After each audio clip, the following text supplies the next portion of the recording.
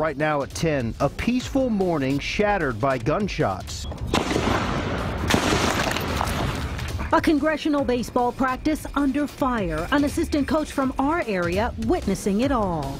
I felt like I was being hunted. His story of survival while the rest of the nation hopes to heal the political divide. We're all Americans, we all love this country, and I hope that out of this tragedy we can actually bring together some unity, some common ground. The Night Beat starts now. A vigil tonight after a gunman opened fire at that Republican baseball practice in Alexandria, Virginia. Organizers called for peace. Many lawmakers all standing for unity tonight, regardless of affiliation. Early this morning, the man opened fire on the practice field, shooting 4 people, including Congressman Steve Scalise. Tonight, the hospital says Scalise is still in critical condition and will need more operations. President Donald Trump making a surprise visit to see him tonight. Among the others hurt, a congressional aide from Texas and 2 special agents. The congressional baseball game is a 108-year tradition, a lasting symbol of bipartisanship. One of the game's assistant coaches from right here in Texas is among the survivors of the shooting. The Night Beat's Tina Shively spoke with him in an exclusive interview. Tina? Yeah, Quita, Donnie Watson has been friends with Congressman Roger Williams of Austin since their days at TCU. So when the lawmaker asked the veteran college coach to help his Republican team in D.C. 5 years ago, he agreed. Tonight, Watson says he has no regrets and no doubt that the game will go on. After 3 weeks of practice at Eugene Simpson Stadium Park, the unthinkable happened. Everything's just gone along perfect. And then out of nowhere, boom, just the biggest crack. I mean, you can tell it's not a firecracker and it's not a car backfiring. Donnie Watson started the day as an assistant coach of the Congressional Baseball Games Republican team and suddenly became a potential target. I felt like I was being hunted. All the military guys that are now congressmen, I mean, all their training must have just jumped in because they immediately said, on the ground, nobody move, nobody move. The shooter, now identified as James T. Hodgkinson, started firing off rounds from behind the third base dugout. So you can imagine having 25 congressmen and a bunch of aides and all that, probably 40 guys out there on the field. They're all sitting ducks. Watson saw Majority Whip Steve Scalise of Louisiana hit the ground, shot in the hip.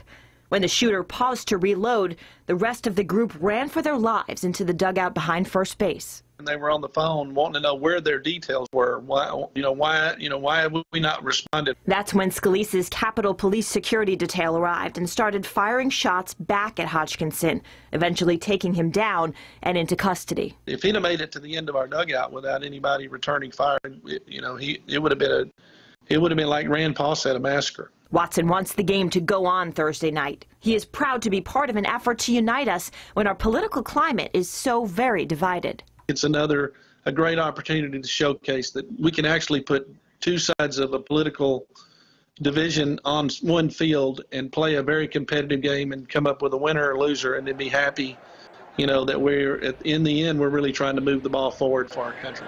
In Austin, Tina Shively, KVUE News Night Beat. The suspect, 66-year-old James T. Hodgkinson, had several run-ins with police in recent years. He had been arrested for things like battery, resisting arrest, and drunk driving.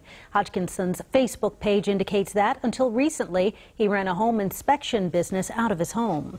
While investigators still don't know a motive, he posted controversial comments on Facebook against President Trump. He said, quote, "Trump is a traitor. Trump has destroyed our democracy. It's time to destroy Trump and company." Everybody at the scene credited the Capitol Police for its quick reaction. The U.S. Capitol Police is responsible for protecting Congress and all employees and visitors at Capitol Hill. The department is made up of more than 2,100 officers and employees. It has an annual budget of $375 million, and it's overseen by the Capitol Police Board. One of the victims, Zach Barth, an aide to Congressman Roger Williams from North Texas, is a former UT student. Today, one of his former professors, Sean Theriault, wished Barth a speedy recovery. I hope that he uses this tragedy as a way to double down his interest in politics and helping us move our country along rather than extinguish the passion that he has for it. Barth is in the hospital tonight doing well. He was recovering there from his father. With his father. We also heard from his younger sister who says that father rushed to help when he heard that his son had been hurt. My brother and my dad are extremely close, so whenever my brother said, "Dad, I really want you here," my dad booked a ticket that moment and was on a plane to D.C. As we said, Barth is out of the hospital tonight and is doing well and recovering. Before Hodgkinson opened fire, a GOP lawmaker told police he came up and asked at the practice if the players on the field were Republicans or Democrats. In divisive times like these, we had to ask, how are Texas lawmakers feeling about the increasing tensions between parties? The Night Beat's Chris Betts joins us live from the state capitol. Chris? Well, Quita, next month, lawmakers will be back here for a special session over that so-called bathroom bill. Last month, there was a physical fight here at the Capitol on the House floor over immigration. So as you can imagine, tensions between those parties are at an all-time high, not just nationally, but here in the state as well. And that's according to lawmakers I spoke to on both sides of the aisle tonight. You hear about those things and you think, well, it won't happen here, but my goodness, we're talking about men and women that I know, men and women that I've worked with, all of a sudden under fire. That's not my America. A Republican and Democrat, both heartbroken by the news of a shooting by a man allegedly angry over the election of President Trump, opening fire on Republicans Wednesday. And you have to ask yourself, man, how do we get here? 26 years, that's how long Republican Larry Gonzalez has been walking the halls of the Capitol, working as both a staff member and representative. He says it's never been this bad. Democrat Representative Celia Israel agrees. Perhaps, you know, we've devolved even further since the year that Congresswoman Giffords was shot, in my opinion. Israel says to fix party relations, there has to be compromise on both sides. If you want to get things done, you've got to give a little.